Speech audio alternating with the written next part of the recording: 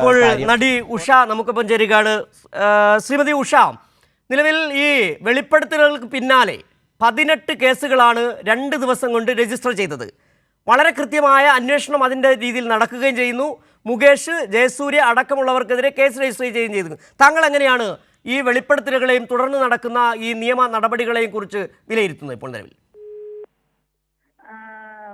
വെളിപ്പെടുത്തലുകൾ 2 ദിവസമായിട്ട് 2-3 ദിവസമായിട്ട് കുറേയേറെ വെളിപ്പെടുത്തലുകൾ വരുന്നുണ്ടല്ലോ.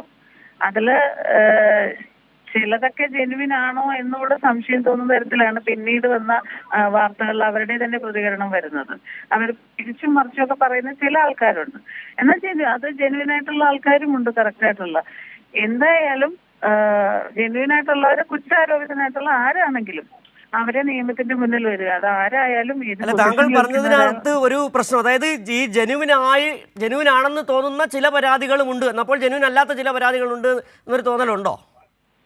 പരാതികൾ ചിലരുടെ പറയുന്നത് കേൾക്കുമ്പോ നമുക്ക് നിങ്ങൾക്ക് തന്നെ അറിയാമല്ലോ, ആദ്യം പറഞ്ഞ 1-2 പേരുടെ പരാതികൾ, പിന്നെ പറഞ്ഞ കാര്യങ്ങളൊക്കെ പിന്നീട് അവർ തിരിച്ചു പറയുന്നു, ഞാൻ അവരെ കുറിച്ചല്ല പറഞ്ഞത്, ഇവരെ കുറിച്ചല്ല പറഞ്ഞതെന്നൊക്കെ പറയുന്നത് ഞാനും കേട്ടിരുന്നു ടിവിയിലൊക്കെ. അപ്പോ അങ്ങനെയുള്ള ജെനുവിൻ അല്ലാത്ത, പിന്നീട് നമുക്ക് ഇത് ജെനുവിൻ അല്ലാത്ത പരാതികൾ പറയുന്ന കേസ് എടുത്ത് പരാതി പറഞ്ഞിട്ട് കേസ് എടുത്തവരാണെങ്കിലും ജെനുവിൻ ആയിട്ടില്ലാതെ ഒരാളെ പ്രതികാരത്തിന്റെ പേരിലോ അല്ലെങ്കിൽ എന്തെങ്കിലും കാരണത്തിന്റെ പേരിൽ മറ്റാരുടെയെങ്കിലും പ്രേരണ കൊണ്ടോ അങ്ങനെ ഫേക്കായിട്ടുള്ള പരാതിയായിട്ട് വരുന്നവരുണ്ടെന്ന് തെളിഞ്ഞാൽ അവരെയും വെറുതെ വിടരുത്. അതും ഇതിനൊരു തുടക്കമാവണമെന്നാണ്. അത്തരത്തിലുള്ള സ്ത്രീകൾ അങ്ങനെ പറയുന്നുണ്ടെങ്കിൽ പുരുഷന്മാരെ ആരായാലും മനുഷ്യരല്ലേ എല്ലാവരും. കറക്റ്റ് ജെനുവിനായിട്ടുള്ള പരാതിയാണെങ്കിൽ അത് ആരാണെങ്കിലും നിയമത്തിന് മുന്നിൽ വരികയും വേണം. ഇതിൽ തെറ്റ് ചെയ്യാത്തവരെ ശിക്ഷിക്കാനും പാടില്ല. തെറ്റ് ചെയ്തവർ ശിക്ഷ അനുഭവിക്കണം, തെറ്റ് ചെയ്യാത്തവർ ശിക്ഷ അനുഭവിക്കരുത്. പക്ഷെ തെറ്റ് ചെയ്യാത്തവരുടെ പേരിൽ വെറുതെ ആരോപണം പറയുന്ന ആൾക്കാരെയും നമ്മൾ വെറുതെ വിടാൻ പാടില്ല. ഈ ഇപ്പോൾ വന്നിരിക്കുന്നതെല്ലാം പ്രമുഖന്മാരായ നടന്മാർ കൂടിയാണ്. ജയസൂര്യ ആയാലും മുകേഷ് ആയാലും മണിയൻ പിള്ള രാജു, ഇവരോടൊക്കെ ഒരുമിച്ച് പ്രവർത്തിച്ച പരിചയവും താങ്കൾക്കുണ്ട്. ഈ ആരോപണങ്ങളെല്ലാം ഇവർക്കെതിരെ വന്നത് ഈ തരത്തിൽ ജെനുവിൻ ആണ് എന്നുള്ളൊരു അഭിപ്രായം താങ്കൾക്കുണ്ടോ നിലവിൽ? അല്ല, എനിക്ക് ജെനുവിൻ ആണോ ഇല്ലേ എന്നുള്ള ഇവരൊക്കെ പറയുന്നത് ജെനുവിൻ അല്ല എന്ന് പറയാൻ, എനിക്ക് എല്ലാം ജെനുവിൻ അല്ല എന്ന് പറഞ്ഞവര് തന്നെ തിരിച്ച് 2-3 പേര് ഇങ്ങനെ മാറ്റി പറഞ്ഞത് ഞാൻ കണ്ടു. അതുകൊണ്ട് ഞാൻ പറഞ്ഞതാണ്. അത് തന്നെ.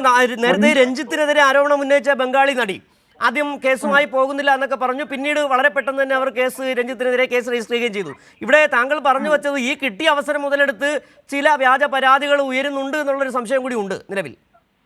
അതെ, അങ്ങനെ ഉണ്ടെങ്കിൽ അവര് വെറുതെ വിടരുതെന്ന് പറഞ്ഞു. ചുമ്മാ എപ്പോഴും നമ്മൾ കുറെ നാളായിട്ട് കാണും വെറുതെ പരാതി പറയുന്നു, കേസ് എടുക്കുന്നു, അവര് നാണം കെടുത്തുന്നു, മാനം കെടുത്തുന്നു.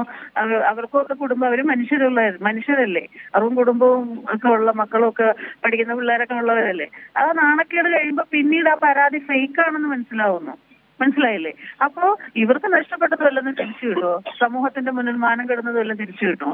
മറ്റവർക്ക് എന്ത് നഷ്ടപ്പെടുന്നു? അവരിത് തൊഴിലാക്കി നടക്കുന്ന ആൾക്കാരായിരിക്കും. അപ്പൊ അങ്ങനെയുള്ളവരുണ്ടെങ്കിൽ, ഈ ഇതുമായിട്ട് ബന്ധപ്പെട്ട് അങ്ങനെയുള്ളവരുണ്ടെങ്കിൽ അതും ഇതിനൊരു തുടക്കമാണ്. സാധാരണഗതിയിൽ അവർക്ക് പിന്നീട് ഒരു ശിക്ഷയോ അങ്ങനെയുള്ള കാര്യങ്ങളോ ഒന്നും കിട്ടാറില്ല. അങ്ങനെയുള്ളവരെ നിയമത്തിന് മുന്നിൽ കൊണ്ടുവരാനുള്ളതാണോ ഇത്? ഇന്നിപ്പോൾ രജിസ്റ്റർ ചെയ്തിരിക്കുന്ന 7 കേസുകളിൽ 7 കേസുകൾ പരാതിയും നൽകിയിരിക്കുന്നത് ഒരേ നടി തന്നെയാണ്. അത് ശരിയാണ്. അവരാരാണെങ്കിലും നിയമത്തിന്റെ മുന്നിൽ അവർ വരണം. തെറ്റ് ചെയ്തിട്ടുണ്ടെങ്കിൽ അവർ ശിക്ഷ അനുഭവിക്കണമെന്ന് തന്നെയാണ് എൻ്റെ അഭിപ്രായം, അതാരായാലും. ശരി, വളരെ നന്ദി ശ്രീ ഉഷ, ഈ സാഹചര്യത്തിൽ ഈ സമയത്ത് ഞങ്ങളോട് പ്രതികരിച്ചതിനും